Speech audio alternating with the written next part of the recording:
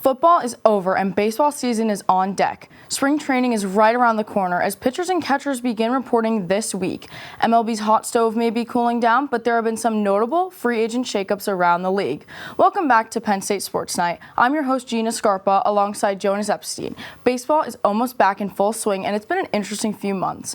What do you think have been some of the biggest moves of the offseason? Well, obviously, you got to start with the biggest contract of free agency, especially on AAV, with Kyle Tucker, unfortunately signing with the Los Angeles Dodgers, which as a Mets fan, breaks my heart, rumors, but you don't pay $60 million a year to somebody of that caliber, giving him more money than Soto, around the same money as Shohei Ohtani. I understand it's not 10, 15 years, but still the AAV of that is kind of crazy. Also, you got to talk about the pitcher market. Dylan Cease, 7-year, $210, one of the first big deals of free agency.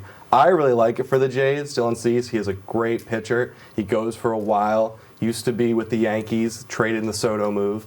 I really like him. I think he's going to be great for them. Another pitcher I really like, didn't want him on my team, but I think he'll be great for the Tigers, Framber Valdez. Awesome lefty. Has some concerns, especially with crossing up his catcher.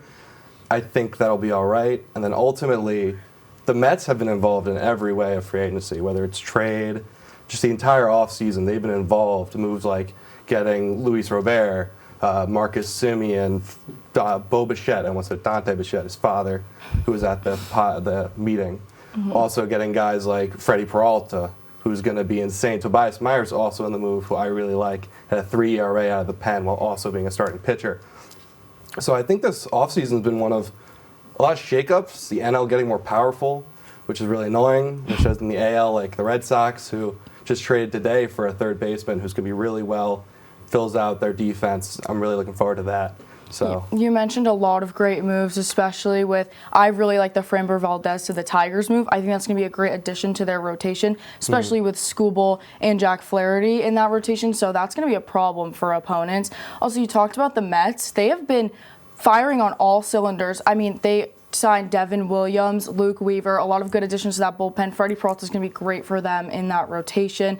They lost out on Pete Alonso, which he went to the Orioles. That surprised me.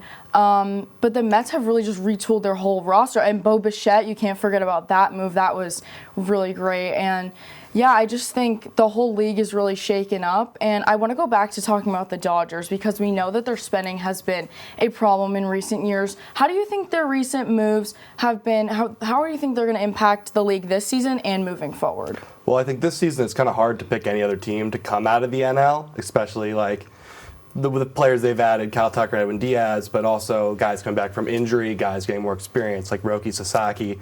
I highly doubt he's going to stay in that same limited role he had last year, especially with the injury he had during the season. But was really well in the postseason. Guys like Yamamoto, Shohei, obviously Freddie Freeman, Mookie Betts, just star power all around. Guys that don't get named, Max Muncy, Tommy Edman. It's just like you look at every position, there's an all-star. You look at the pitching rotation, there's an all-star. But the problem for me is none of them are getting paid right now.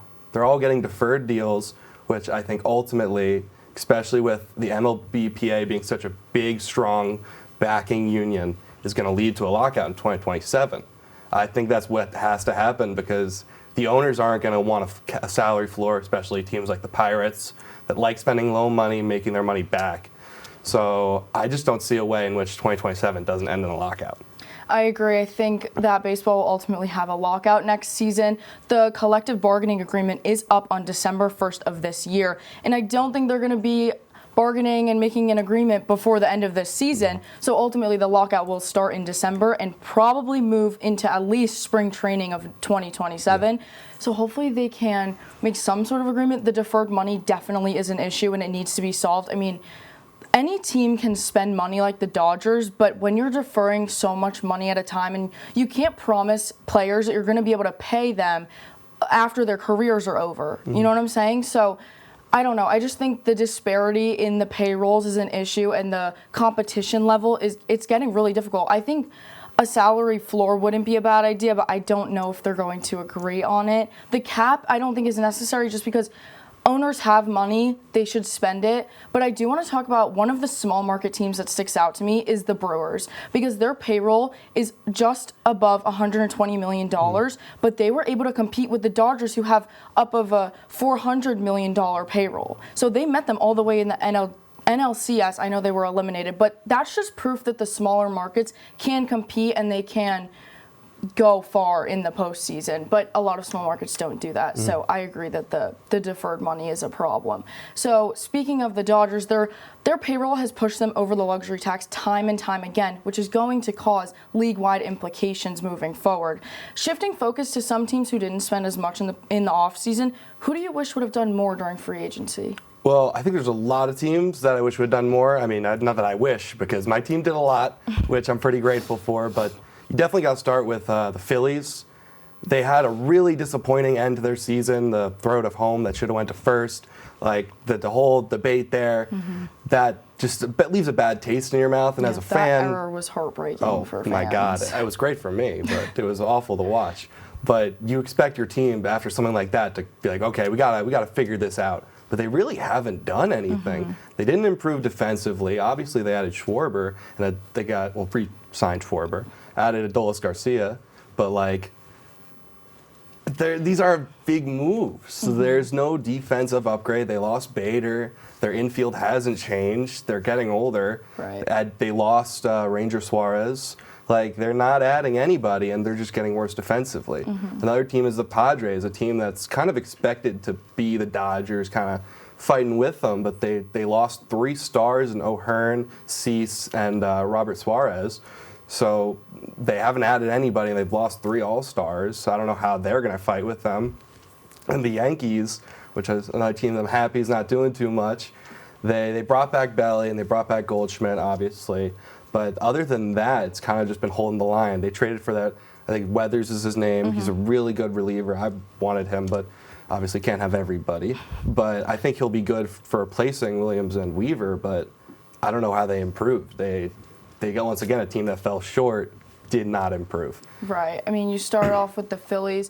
In that NL East, with the way that the Mets retooled their team, it's going to be difficult for the Phillies because they haven't improved at all. Not that they're a bad team. The competition is still there, but you said they're getting older. They only added Schwarber back, and Adolis Garcia and Brad Keller aren't the notable acquisitions that you want.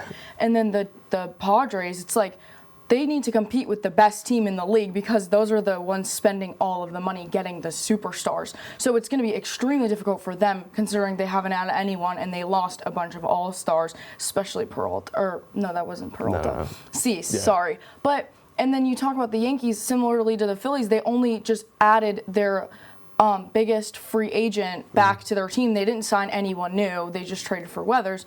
So that's going to be extremely difficult. The AL East is competitive as it is with the Blue Jays because they are the powerhouse of that division. So you saw the Yankees fell short last season, so this season is going to be even more difficult considering they didn't add any depth. Yeah.